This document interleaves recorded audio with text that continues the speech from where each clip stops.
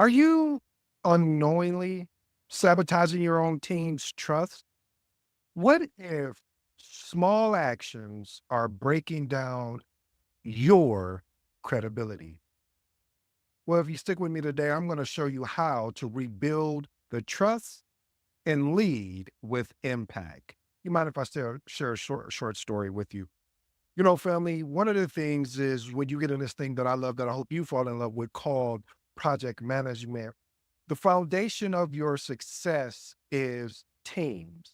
You see, even the agile values identified that first. They said individuals and interactions over process and tools. Why am I saying that? Why am I telling you that?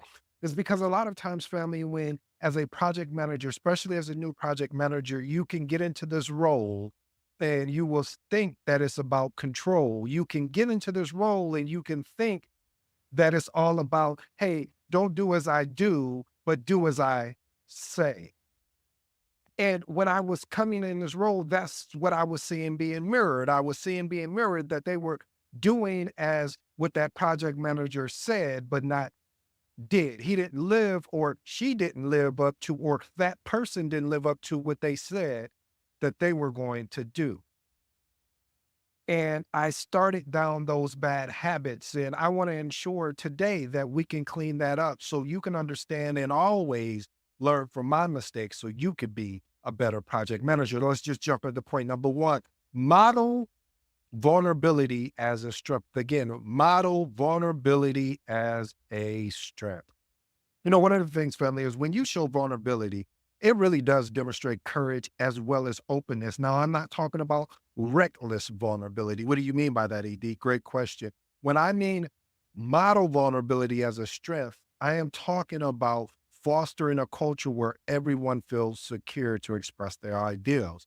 When I talk about reckless vulnerability, that is something where the energy, and we all know, meaning that all you're doing is complaining and fussing and complaining and fussing, and you're not looking for a resolution, or you're not showing the team what you're willing to do to help them win. Here's my actionable tip. Share a personal story about a past challenge or a learning moment. Number two of that action item is this reminds the team that everyone, including you, and because you are a leader, even leaders learn and grow from their areas of opportunity. Ooh, I like that, because a lot of times we call them mistakes, and they are, but they're really areas of opportunity when we dissect it in a way that we understand that we have an opportunity to course correct something that either we had bad intel, meaning information, and now we got a chance to do better. Point number two, avoid blaming absent team members. I think I definitely want to share a story.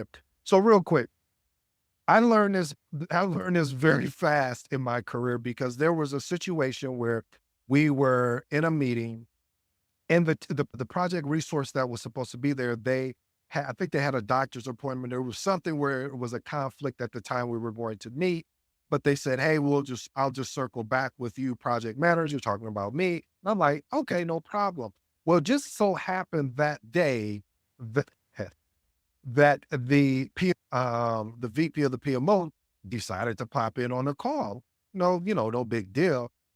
And when the VP was looking around the room and they didn't see the whole team, they started asking questions openly. And what that did is that it really impacted the team. I was so shocked, because I was like, why are you, this is something we can take offline. And eventually I had to tell the VP, hey, you know what? Let us go ahead and get this meeting started. Cause I mean, when I tell you, he went in and was just like, why is this person not here? This is a very important meeting, et cetera, et cetera. And not even taking the time to even have a conversation with me, who was leading the project. So after first of all, I told him, hey, you know what? Let's take this offline so we can get the team members that did show up and that did participate. And I'll give you the context of why this team member wasn't here. And they did fully let me know that they weren't going to be here. So with that being the case, I will tell you what actually happened. Okay, long story short, What ended up happening, there was some other team members that went and discussed what actually went down. I can't go into too much depth about that, but maybe one day I will. And what ended up happening is it got back to this team member, and this team member, took the proper escalation path, probably the same thing I would have done. And it got back to the VP that they weren't happy and they had to have that whole HR conversation. You kind of know where I'm going, but it's important, family. I know I gave you a long winded on this point too, but it's important that you don't foster a blame culture. You foster a culture that is solution orientated, a solution focused environment. Here's my actionable tip. If a problem arises involving someone who isn't present, save that conversation. Remember, I was sharing with you, I was telling the VP, hey, let's put this in the parking lot. Let's talk about it offline. But again, until you can speak with them directly, ensuring a fair discussion and maintaining a respectful team environment. Because you have to think when you actually do this, avoid blaming absent team members, what you do is you protect your team as well. You protect your team because if they're hearing this now, they could be thinking, well, man, I wonder if I ever miss a meeting or action item or anything like that. If I accidentally miss it or make a mistake, will I be talked about in the same manner? And so this is a point, family. Whatever you can do, I know sometimes people could, because we're all human, but don't do it on a level where all the team is there. Give that individual or individuals an opportunity to explain themselves for what happened. Okay, let's move on. Point number 3, foster open dialogue on conflicts. Conflicts will happen on any project. I don't care if you never had a conflict on a project, then I don't really believe it's a project. And when I say it doesn't have to be some word, an argument that created a sense of where people were feeling attacked. I'm just talking about disagreement. Like, I want to go right and you want to go left. That's conflict because I want to go my way, you want to go your way. So here's the thing. Foster open dialogue on conflicts. Addressing conflicts openly but respectfully allows the team to resolve issues collaboratively and foster culture where trust and respect are prioritized. Here's my 2 actionable tips on this. When conflicts arise, set a neutral space to discuss them. What I like to do is normally when conflicts happen, I like to get those two if we're on site. I like to get them in a room. First, I talk with one end of the individual, then I'll go and talk with the next individual so I can understand both sides of the story. And then I'll bring them together to understand how can we resolve this? What do you need for for it to work from you? What do you need for this to work? So that's my approach of how I look at when conflicts happen because they will happen. And sometimes you have to address it right there on the call. Sometimes you don't have the opportunity to pull people because it's gotten to the point. So, but it's up to you to try to get to the root of what the problem is, as we talk about here, not the surface layer. So another actionable tip, encourage team members to voice their perspective and work together to find a solution or resolution. Point number 4, be clear and consistent with expectation. Listen, family, clear expectation helps teams perform confidently. With inconsistency creates confusion and frustration. Listen, consistency is leadership fosters stability and trust, meaning that the more consistent you are, the more people can trust in you, the more that people believe that you are stable, the more that they want to work with you, the more you kind of get where I'm going. Here's my actionable tip. Communicate expectations. Let me park here too. Understand, family, and we talk about this over and I continue to say it because eventually when you get your first PM job, if you're not a PM currently, but even if you are a PM, we understand that the lack of expectations or the lack of communication of what the expectations are comes from frustration, being frustrated. People get frustrated when they don't understand the expectation. People get frustrated when the expectations shift and you didn't communicate that out. So communicate expectations as the project start and continuously throughout the entire project and provide reminders when necessary. And then last one, if exceptions change, explain the reason why so you can immediately avoid any type of confusion. Point number 5, this is my favorite message. Anytime I say messages, you're new to the episode, that means this is something you want to pay attention to. You want to ensure that you understand the words that are coming out my mouth. Point number 5, avoid lip service. Follow through on your commitments. Again, avoid lip service. That's just basically saying, if you're going to say something, do it. Trust depends on consistent reliability.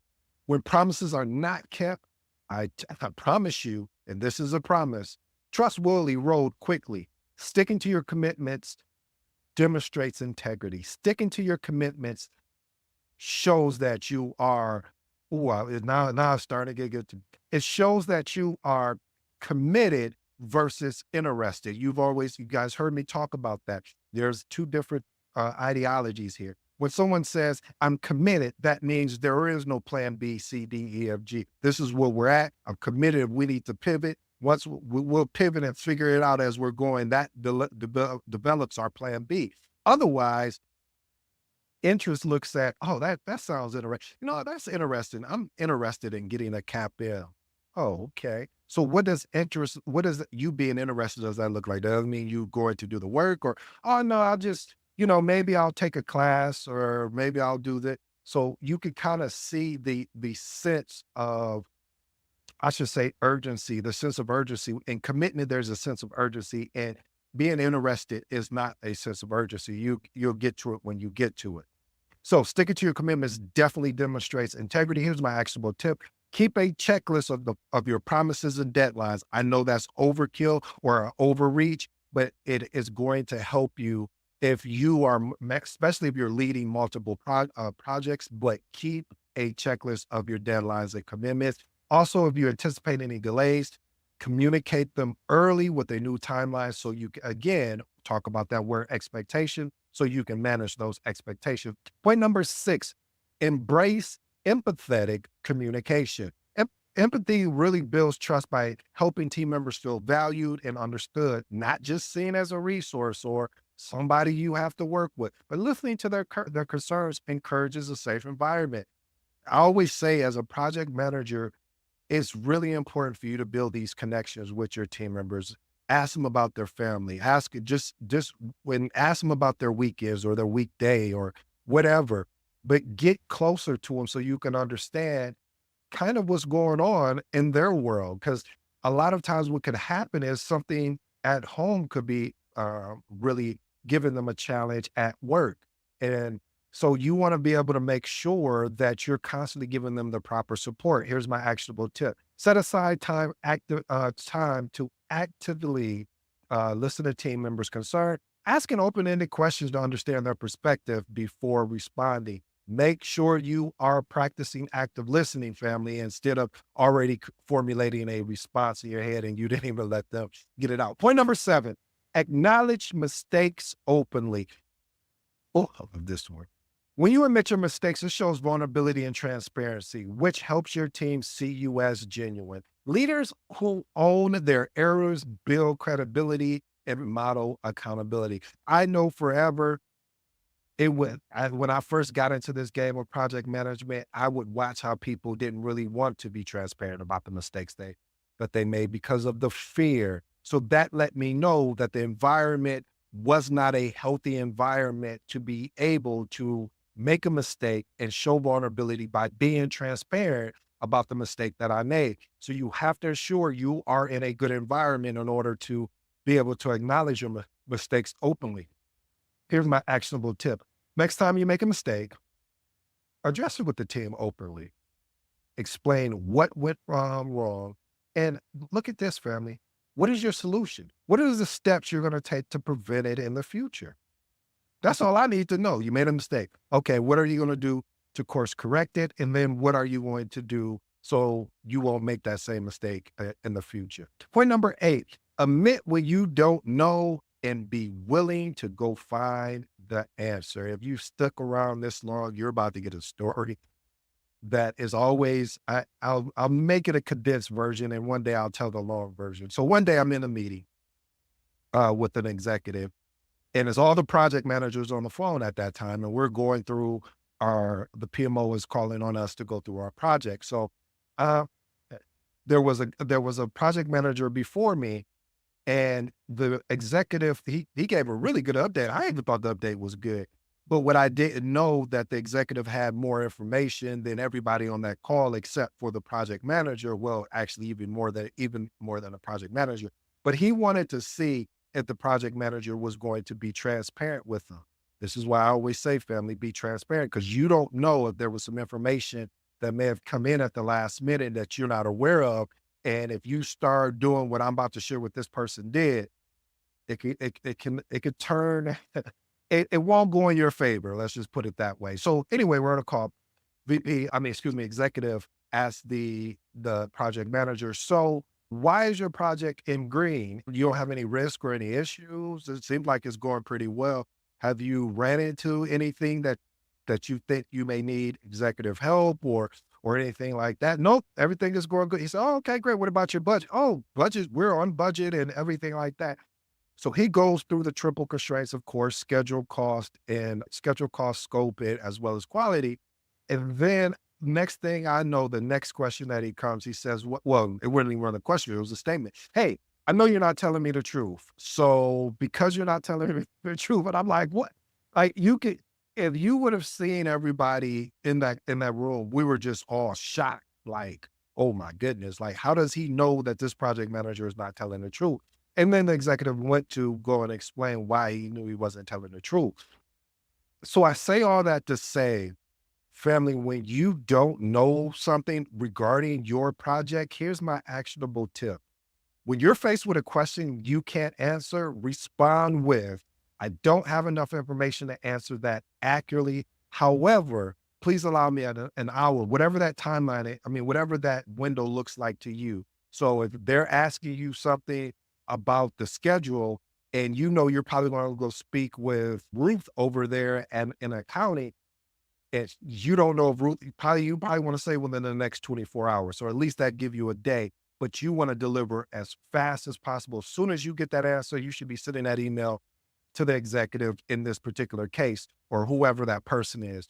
But you want to answer that question is, "I don't have enough information to answer that accurately, but please allow me," because what I'm doing here is I am being honest. I just don't have enough information to answer that accurately. However, let me go find the answer and I'm time boxing myself, meaning saying, this is the time, whether within the next hour, the next 24 hours, the next 2 days, whatever that is, this is when you can expect an answer. And I know I have some smarter, intelligent folks out there. They're going to say, "Well, what if you said the next hour and you're not able to get an answer in the next hour?" Well, when you send that email to the executive, because you need to, if this is with the executive or PMO, whoever it was that you made this commitment to, because you remember we talked about commitment at the earlier of this episode. You need to let them know, say, "Hey, I know I promised you an hour. However, let me show you what I'm doing. And this is when the next update will be." Easy as pie.